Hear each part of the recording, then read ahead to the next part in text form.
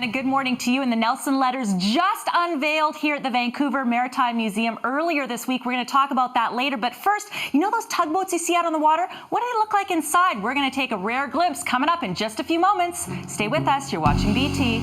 And a good morning to you. Yeah, we're here at the Vancouver Maritime Museum where we are making our way aboard the bridge, well, kind of, the C-SPAN Queen. Craig, good morning to you. Good morning, Dawn. Delighted to see you. You know, I've seen these tugboats on the water all the time, as many people have, but never been on the bridge. Tell us a bit about what we're seeing right now. Well, yes, I'd be delighted to. This is very much what a Vancouver tugboat built in the 1960s and 1970s would look like. And in a way, it's sort of like the cockpit of an airplane. A wheel, engine instruments, all sorts of navigation. We have 2 radars in this tugboat, one on each side. This is what's called a binnacle here, and this is where the compass is located. It's crazy. It is really quite something. It's something you've got to see. We're going to give everyone just a little bit more of an overview of what's happening, but yeah, definitely make your way to the Vancouver Maritime Museum, where, Craig, we have replicas, but we also have a lot of original items as well. Yes, that's right. The Vancouver Maritime Museum actually has an enormous collection. It's the biggest on the West Coast, in fact, and if we have any problem, it's actually exhibiting the things. Now, what are we seeing right here? A lot of people have seen this in Stanley Park. Yes, that's right. People will recognize this from any walk along the seawall. But this is the original. This is the original bowsprit from the first Empress of Japan.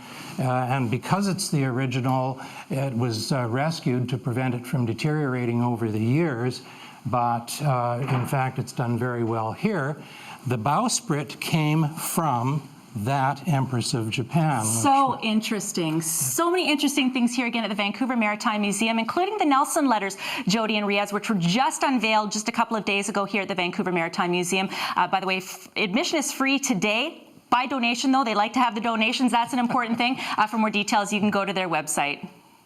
Exactly. Thanks very much, guys. And we're here at the Vancouver Maritime Museum right now in the area that features the exhibit of Tattoos and Scrimshaw, which, by the way, had a lot of notoriety in the media. Good news for those of you who missed it. It's on now until November 7th. It's actually been extended. But, Craig, the thing everyone's talking about right now are the Nelson letters, and they just were unveiled just a few days ago. That's right, Dawn. So let's talk about the significance of that you having them here at the Vancouver Maritime Museum. Yes, well, it is an enormously important donation for us to have, and it actually fills in an interesting little bit of BC history. There is a reason why we're not Spanish Columbia, and it goes back to the time of Nelson, the Battle of Trafalgar, the treaties that ended the conflict between the great empires at the end of that century. But the preservation that has to happen. Yes.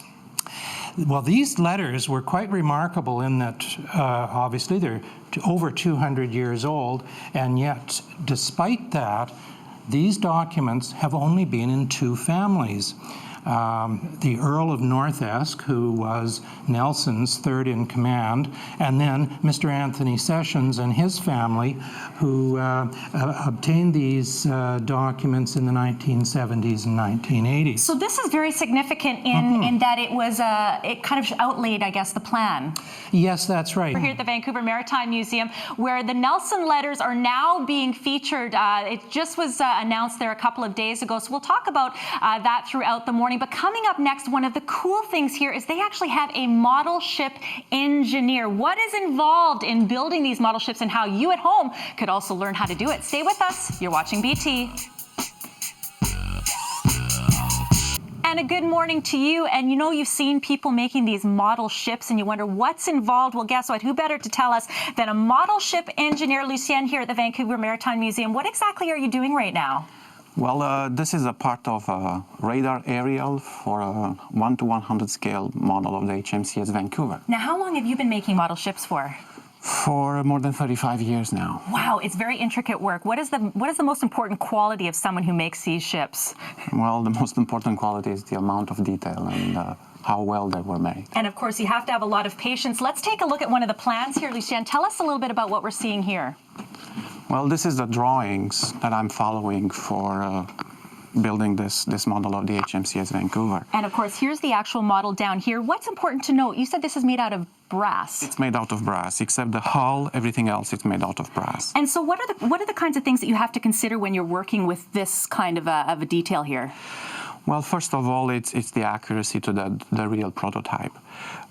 Being a scale model, everything that's on the real ship has to be transferred and materialized in 100 times smaller detail than the real thing. No kidding. So you have to have steady hands. This is a piece that you're working on right now. Tell us about this. Yeah. This is a model close to completion of a sail ponder, which means this model can go on a pond and sail.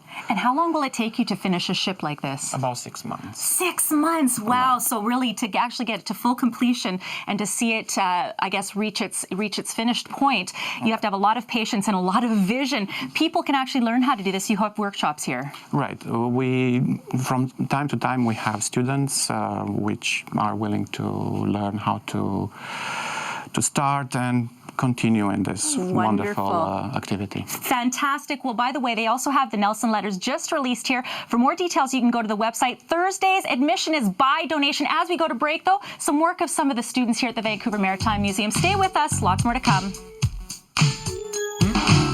How tall is he? Man, this is like how tall he actually was. I think people had to be big to survive the North, Dawn. We are aboard the St. Rock, and what's interesting is that this area actually is closed right now for renovation, so this is a real exclusive look for people. Tell us a little bit about some of the renovations that have happened. Certainly. The St. Rock has been in this enclosure since the early 1960s, but the building has been getting a bit bedraggled. What we've been doing over the last year is replacing the cedar shakes on the outside. All the windows have been replaced. Our ventilation has been improved considerably, and at this particular moment, we're completely changing the fire suppression in the system. So once we get into the new year, people will be able to make their way aboard here. Tell us a bit about the significance of the St. Rock in our history. Yes, indeed. The St. Rock is notable because it is actually the first vessel that went through the Northwest Passage in both directions, and it did that during wartime, then sailed right around North America, and it's an extraordinary feat for a vessel this small. And this is actually a replica, meaning that what is on this ship is kind of what was on it. It is. That's absolutely right. The St. Rock is completely real, but what Parks Canada has done is show you the vessel as it actually looked at the time it was sailing in 1944. This is wonderful, and obviously we don't have enough time to make our way into some of the cabins and everything, but it will be open to the public once we get into the new year. So it's closed right now, so we're glad we could show people, but what's important is the Nelson letters have just been unveiled a couple of days ago. People can make their way to see that, and of course learn about the significant history of the significance of the Nelson letters in our history.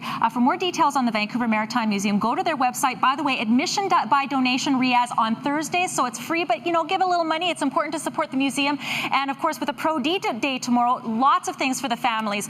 Make your way here. For more details, again, go to their website.